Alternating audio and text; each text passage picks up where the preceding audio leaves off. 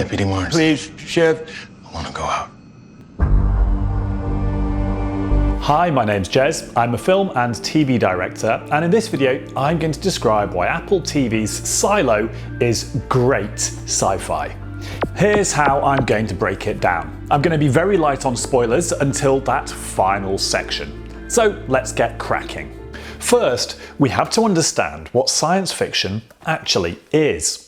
There's a misconception that it's anything in space, anything in the future, anything with lots of tech that we don't have now. And yes, it can be all those things.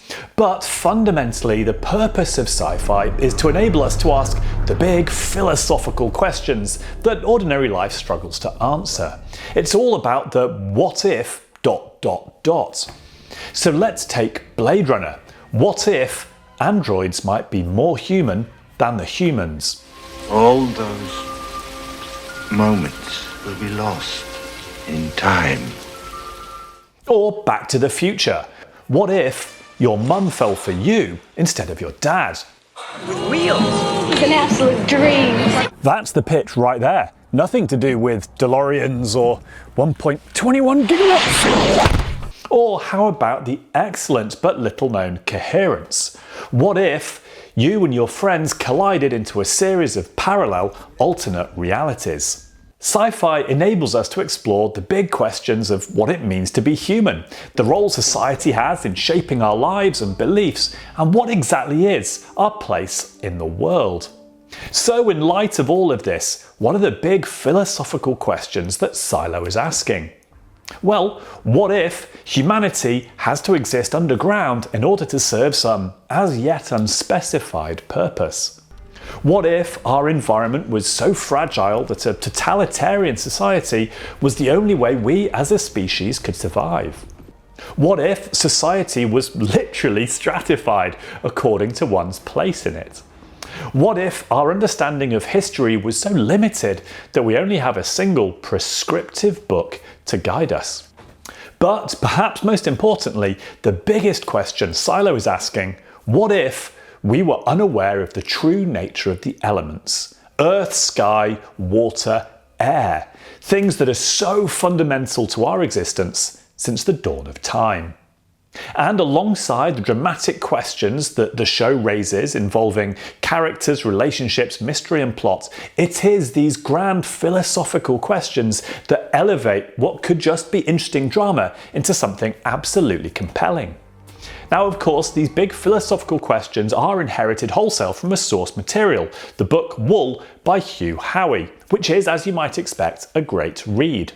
But adaptation is a complex beast, and to make something like this work on screen, there's still a huge amount of work to do. And all of this starts with world building. Yes, of course, a lot of heavy lifting in this department is done by the source material, but I'm going to talk about what's required for this to work on screen. Fundamentally, you can have all of the grand philosophical questions you like, but if the world you're setting them in doesn't ring true, then you've got a real problem. And this is hard when you're creating a fictional world very different to our own, where everything has to make sense. From the physics of what air these underground characters breathe, to how they grow and eat their food, to how they work, play and reproduce. If any of these elements are off, then we're disconnected from the drama and won't buy in, which is important when the structure of the show makes you wait 8 episodes to answer the really big question you want the answer to. Has anyone taken their helmet off before? So this is where I flag the production departments that are often overlooked, but have to be on their A game to make a show like this as good as it is.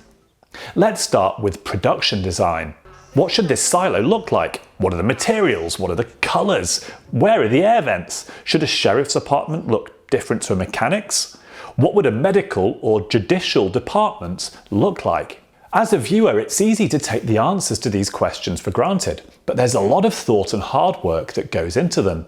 And the production design on Silo is absolutely top notch. This world looks and feels real.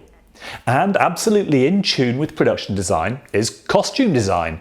These people aren't wearing some weird interpretation of a future sci-fi Buck Rogers style fashion. There's been a very deliberate choice to subtly use 1970s styles with a slightly modern twist.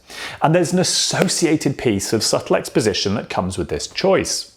At whatever point in our future these people's ancestors went into the silos, we have the feeling this was the fashion that was present on the surface. So we know that these silos are built some time away from our present right now. A philosophy which is carried through even to art direction. Check out the attention to detail on the signage present around the silo. And look at this kid's book. It has a timeless quality. It's been very intentionally designed to not feel like it was designed and printed in 2023. And if we talk about the look of the show, we have to mention the complete control of the colour palette, a choice doubled down on in the grade. Teal and orange was a very popular look a few years ago, but Silo does it beautifully. Of course, it helps that the camera department is on top form. Silo is beautifully lit and beautifully shot, not always easy on a TV schedule and budget, which for reference might involve you shooting 4 times as much script on any given day as you would on a mid-budget movie, which is why it's a massive achievement to make it look this good. It'll take forever if I just sort of go through crediting every department with their work, but suffice to say, they're all on top form. And this starts with a really clear vision from the showrunner, the writing team, and communicated down to the directors on each block. So let's talk about the structure of the show itself and some of the narrative challenges. The show opens strongly in the first 2 episodes, addressing what we'd call the primary questions in the A story for the season. Why are these people underground? What's actually on the surface? And who's lying to them about what's up there and why? And in a really punchy decision by the showrunner, Graham Yost, we're then trusted that our need for the answers to these questions is strong enough we can be fed on scraps for 8 episodes whilst the B, C and D stories are fleshed out. This ABC lettering convention is traditionally used by writers to distinguish between the various storylines when planning out the season. My attribution of lettering may not match theirs, but it'll be something like B story. What conspiracy is afoot behind the various murders? Can Juliet use her position as sheriff to find out who killed George, Marnes and Mayor Johns? C story. What happened in Juliet's past? What did her mother know and how did it affect her relationship with her father? D story. What is the syndrome and what's it going to mean for Billings? Might the truth set him free? And wrapped up across each of these intertwining storylines are the big philosophical questions, which elevate the drama above the straightforward narrative questions in each of these major storylines. And in the middle of it all, the hard drive acts as a MacGuffin that might just hold the answers to each of these narrative questions. The show skillfully uses extremely sparse exposition to draw out the mystery, and the detail and believability of the world means our attention is held as the questions pile up twice as fast as the answers. Remind you of anything? Lost, perhaps?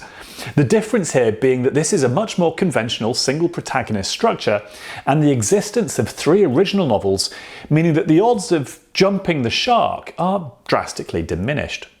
And of course, before we round up here, we have to address the ending.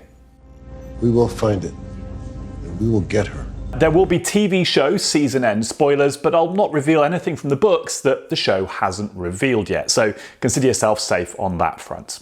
I'm going to address some of the plot points, then try and apply a little bit of insight. So in the season finale, Jules finally gets sent out to clean and discovers what we suspected all along. The visor is fake, and the displays are real. Those birds always flying in the same formation, the fact there's no bodies on the ground under the tree, and the question of why the cleaners die is resolved too. They're not being poisoned by their air supply, the suits simply aren't airtight. But Walk makes sure Jules's is. Of course, we don't know how long she can survive out here, but the final shot reveals this is a veritable field of silos, and they are very much not alone. That big door at the bottom of the silo probably links to the next one. That number 18 on the hard drive and Bernard's key, probably the number of this silo. So there could be at least 18 of them. How many of them are still functional though, hundreds of years after they were built? There does still remain the question of why Bernard would give a fake visor feed at all to the cleaners. Perhaps cleaning the sensor is that important, so remind everyone it's toxic outside and thus avoid uprisings. But wouldn't it be easier just to have a little wiper on the sensor? Maybe we'll find out more in season 2. Right, insight. Whether we call it foreshadowing or setups and payoffs, this episode was rife with the fruits of those labours from early in the season. By episode 3, we almost intuitively know that Jules will be sent out to clean before this season is out, like Allison and Halston before her. We'll be waiting for a visit from our sheriff. And one of the most important story beats here is Halston's decision to clean the sensor in episode 2. They have to see. This is the foreshadowing of what becomes Juliet's crisis choice. It's why the script and direction milks the moment when she gets there by having Jules approach the sensor and lift the pad. How does this foreshadowing work? Well, let's look at the Shawshank Redemption for a beautiful example. Brooks is released from prison but can't cope in the real world and finally decides to end his life. This is the equivalent of Halston choosing to clean. It's the negative path being laid out for our hero for when they finally come to the same place. When Red ends up at the same halfway house, is he going to make the same choice? Red's ultimate decision to live is that much more powerful, coming after Brooks' decision not to. In my video on The Last of Us, I discuss how important it is that the controlling idea through theme and action is leaned into one way and then the other, so that when you get to the crisis moment, it's not obvious which way the protagonist will flip. And the choice they ultimately make has to feel both surprising yet truthful. Shawshank does this, well, everything actually, beautifully. Get busy living or get busy dying. That's goddamn right. It perhaps wasn't that surprising to us that ultimately Juliet chose not to clean, but it was certainly satisfying. A victory for truth over totalitarianism. She knows. Knows what? A quick word on the relationship between questions, answers and cliffhangers at the end of a season. There are certain kind of shows that feed off mystery, where the narrative and audience attention is held by perpetually raising more questions. Yes, the prime example here being Lost again. These kind of shows work by intriguing you intellectually and involving you emotionally. But there's actually only one side of this combination that the writers need to resolve at the end of a season. Generally speaking, we'll tolerate a bunch of unresolved plot questions as long as we feel like we're emotionally satisfied. And how do we achieve the latter? By rounding off the arcs for the protagonist and their relationships. So, for example, Juliet finding peace with her father. At least one bite. Walk forcing herself to confront decades of agoraphobia to save Juliet's life. You're all she's got. Juliet finding out the truth about George's death and his true feelings towards her. And Juliet finally finding the truth about the silo that eluded her mother. They're good in supply. When you bring all of these storylines together that hold an emotional punch, we actually don't really mind. There's still a bunch of plot questions left unresolved. And in fact, why not throw a few more in with the final shot? For reference, this was the same perspective the writing team took when devising the Lost finale. There was no way they could possibly answer every individual plot question in a single episode, so they just set out to resolve the emotional arcs across the various relationships. Personally, I thought it worked and was the only choice they could really make.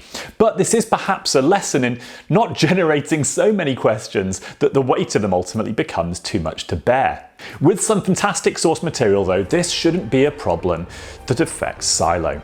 So bringing this discussion to a close, why is Silo great sci-fi?